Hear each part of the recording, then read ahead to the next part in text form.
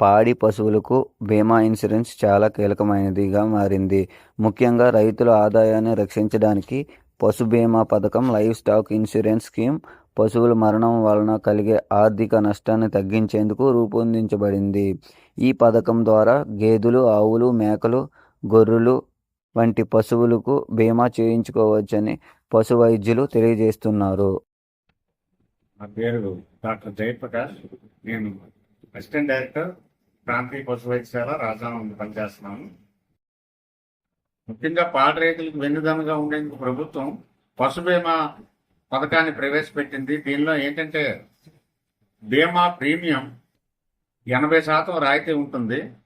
రైతు 20% చెల్లిస్తే 80% ప్రభుత్వం చెల్లిస్తుంది. బీమా 3 సంవత్సరాల పాటు ఉంటుంది. 30,000 రూపాయలు పశువుకి 384 రూపాయలు రైతు చెల్లిస్తే 1,534 రూపాయలు ప్రభుత్వం చెల్లిస్తుంది. ఆ పశువుకు 3 ఏళ్ల పాటు ఇన్సూరెన్స్ వర్తిస్తుంది.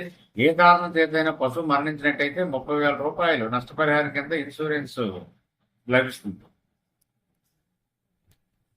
ఈ పశు బీమా పథకం అనేది గొర్రెలు, మేకలకి కూడా ఉంది. దాన్ని కూడా అదే విధంగా 80% రాయితీ ఉంటుంది. ప్రతి గొర్రెల యజమాని కూడా 50 గొర్రెల వరకు, 50 నుంచి 100 గొర్రెల వరకు ఇన్సూరెన్స్ చేసుకోవచ్చు.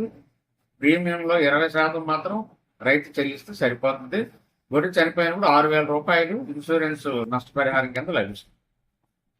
అలాగే రైతుకి పాడి పశువుల విషయంలో ఏ సమస్య వచ్చినా సమీపంలో ఉన్న రైతు సేవా కేంద్రంలో కానీ, అలాగే సమీపంలో ఉన్న పశు వైద్యశాలను కానీ సంప్రదించినట్టయితే సిబ్బంది తగిన సేవలు అందిస్తారు. అదే కాకుండా 1962 నెంబర్కి ఫోన్ చేసినట్టయితే అంబులెన్స్ సంచార పశు వైద్య సేవ అంబులెన్స్ రైతు ఇంటి వద్దకే వచ్చి వైద్యం చేయడం జరుగుతుంది.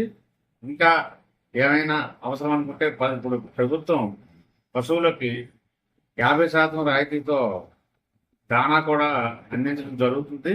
దానా 50 కేజీల బస్తా ఖరీదు 1,110 రూపాయలు అయితే గవర్నమెంట్ రాయితీ పోను రైతుకు 555 రూపాయలకి 50 కేజీల బస్తా సమీకృత దానా అందించడం జరుగుతుంది.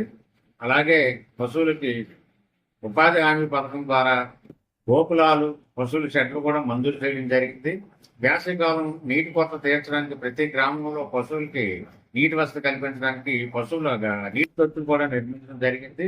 అలాగే ఈ పశుగ్రాస కొరతను నివారించడానికి ఉపాధి హామీ పథకం కింద ప్రతి రైతు కూడా 10 సెంట్ల నుంచి 50 సెంట్ల వరకు పచ్చగడ్డి పెంచుకోవడానికి ఉచితంగా ఉపాధి హామీ నిధుల ద్వారా గడ్డి పెంచుకోవడానికి అన్ని రకాలుగా ప్రభుత్వం సహాయం చేయడం జరుగుతుంది.